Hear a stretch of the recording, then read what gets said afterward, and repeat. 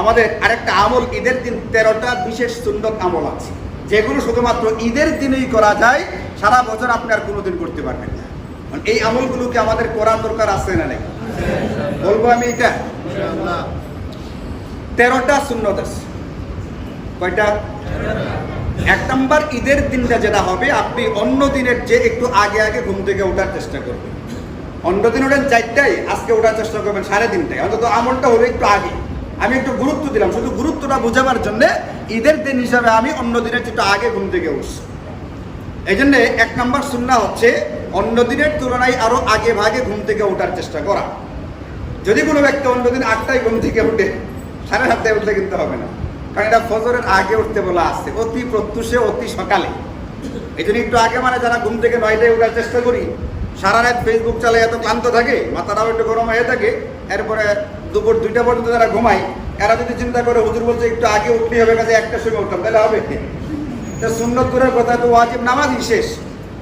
মানে অতি ভোরে ঘুম থেকে উঠতে হবে, ফজরের বেশ যথেষ্ট পরিমাণে আগে ঘুম থেকে উঠতে হবে। 2 নম্বর, ঘুম থেকে ওঠার পরে ভালো করে মিসওয়াক করতে হবে। আপনি ব্রাশ করতে চাইলে ব্রাশ করেন, কিন্তু এরপরও সুন্নাহ হিসেবে আপনি মিসওয়াক দিয়া মুখটা একটু পরিষ্কার করবেন, কারণ আপনি বড় মজমায় উপস্থিত হতে যাচ্ছেন। ঈদের নামাজ পড়তে মাঠে যাবেন, এখন নামাজ পড়তে গিয়ে যদি আপনার মুখ থেকে হু হু করে দুর্গন্ধ বের হয়, এটা কিন্তু কখনোই উচিত হবে না। কথাটা 2 নম্বর, মিসওয়াক সুন্নাহ, গুরুত্বপূর্ণ সুন্নাহ মিসওয়াক। 3 নম্বর সুন্নত হচ্ছে ঈদের নামাজের আগেই একটু ভালো করে গোসল করতে হবে। কেন? ওই যে দুর্গন্ধের কারণে অন্যের জন্য কিনা হয়, কষ্ট না হয়, সাবান দিয়ে যদি সম্ভব হয় সাবান দিয়ে গোসল করবেন। সাবান দিয়ে না পারলে অন্তত একটু ধরলে আমলে যতটুকু পারা যায় গোসল করার চেষ্টা করতে হবে। এটা 3 নম্বর সুন্নত। 4 নম্বর সুন্নত হচ্ছে আপনার বিদ্যমান পোশাকগুলোর ভিতরে সবচেয়ে যে পোশাকটা আপনার কাছে ভালো মনে হয়, উত্তম মনে হয়, আপনি ওই পোশাকটা পরিধান করবেন। এটা নতুন পুরাতন যাই হোক না কেন, যেটা আপনার কাছে ভালো মনে হয় আপনি ওটা পরবেন। 5 নম্বর সুন্নাহ হচ্ছে আপনি খুশবু বা আতর ব্যবহার করবেন, অ্যালকোহল ফ্রি, যার ভিতরে অ্যালকোহল দেওয়া নেই, এমন একটা খুশবু বা আতর যেটা হালকা গন্ধ, অন্যদের ভালো লাগার কারণ হবে, অন্যদের হাঁচি উঠা, অন্যদের মাথা ব্যথার কারণ হয়ে যায়, এত কড়া না, হালকা মিষ্টি গন্ধের একটা আতর আপনি ব্যবহার করবেন। এবং 6 নম্বর হচ্ছে শরীয়তের সীমানার ভিতরে থেকে সাজসজ্জা করার চেষ্টা করবেন। ইচ্ছা করলে আপনি চোখে এটা কি লাগাই জানি, এটা লাগাইতে পারেন, হ্যাঁ, একটু সুন্দর টুপি লাগাইতে পারেন।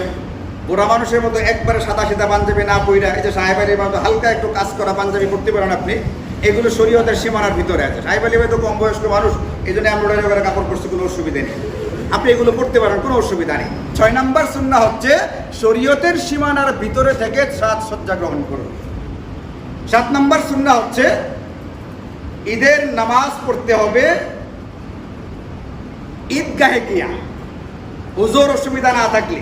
হুজুর তো বললাম প্রচন্ড বৃষ্টি হচ্ছে, ঠাডা পড়তেছে, এটা সেটা ইত্যাদি, যদি হুজুর অসুবিধা না থাকে তাহলে 7 নম্বর সুন্নাহ হচ্ছে ঈদের নামাজ পড়তে হবে কোথায়? ঈদগাহে বা খোলা ময়দানে পড়তে হবে। অন্যরা দেখবে, এটাকে বলে মুসাহারা, আমাদেরকে দেখবে, আমরা দেখাবো, এটা দেখা দরকার আছে অন্যদের, অন্য ধর্মওয়ালাদের, বা আমাদের মুসলিম নামের যারা অমুসলিম, মুসলিম নামের যারা ইসলামের বিধিবিধানগুলোকে যারা অপছন্দ করে, এদেরকে দেখানোর প্রয়োজনীয়তা আছে। এই জন্য আমাদেরকে এটা দেখাইতে হবে, দেখানোর জন্য খোলা ময়দানে গিয়ে ঈদের নামাজ পড়তে হবে। ঈদের নামাজ পড়তে যাওয়ার সময় 8 নম্বর সুন্নাহ হচ্ছে এটা, ঈদের নামাজে যাওয়ার আগে আপনি খুরমা, খেজুর বা মিষ্টি জাতীয় কোনো একটা খাদ্যদ্রব্য গ্রহণ করবেন। এবং 9 নম্বর সুন্নাহ হচ্ছে ঈদের নামাজের আগেই আপনি আপনার ফিতরাটা অতি অবশ্যই আদায় করে শেষ করে দিবেন। এমনটা যাতে না হয় ফিতরা বাকি রয়ে গেছে, যদি কোনো কারণে বাকি থেকে থাকে তাহলে মনে রাখবেন ঈদের নামাজের পরে হলেও কিন্তু আদায় করতে হবে।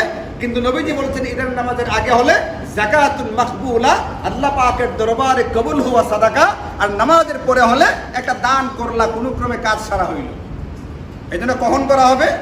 ঈদের নামাজের আগে করা হবে। 10 নম্বর সুন্নাহ হচ্ছে ঈদের নামাজে যাওয়ার ক্ষেত্রে সবার শেষে না, সবার আগে যাওয়ার চেষ্টা করতে হবে, মানে একটু আগে ভাগে যাওয়ার চেষ্টা করতে হবে। নামাজ শুরু হবে 9টায়, আপনি এতক্ষণ বসে থাকা দরকার নেই, আপনি প্রস্তুত হয়ে গেলে গোসল টোসল করে প্রস্তুত হইয়া আপনি আগে ভাগে চলে যান, কোনো অসুবিধা নেই, আগে আগে আপনি ওখানে চলে গেলেন। 11 নম্বর সুন্নাহ হচ্ছে ঈদগাহে যাওয়ার সময় যেতে যেতে হালকা আওয়াজে, ঈদুল ফিতরের সময় হালকা আওয়াজে তাকবীরে তাশরিকটা পড়তে পড়তে যাবেন। আল্লাহু আকবার, আল্লাহু আকবার, লা ইলাহা ইল্লাল্লাহু, আল্লাহু আকবার, আল্লাহু আকবার, ওয়ালিল্লাহিল হামদ। এই তাকবীরটা বলবেন ইনশাআল্লাহ সবাই, না গল্প করতে করতে আসবেন।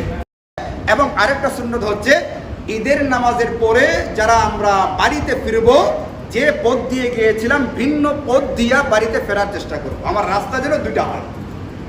এবং 13 নম্বর সুন্নাহ, এটা গেল 12 নম্বর। 13 নম্বর সুন্নাহ হচ্ছে ঈদগাহ যাওয়ার সময় পায়ে হেঁটে যাওয়ার চেষ্টা করা, পায়ে হেঁটে, কোনো যানবাহনে না চড়ে পায়ে হেঁটে ইনশাল্লাহ আমরা ঈদগাহে যাব। এই 13টা সুন্নাহ যেগুলো আমরা একটু, এগুলো সবগুলো কাজই আমরা করি, খালি একটু খেয়াল করে শরীয়ত মতো করে করলেই কিন্তু আমাদের সুন্নতগুলোর উপর আমল হয়ে যায়। আল্লাহ তাআলা আমাদেরকে তৌফিক দান করুন।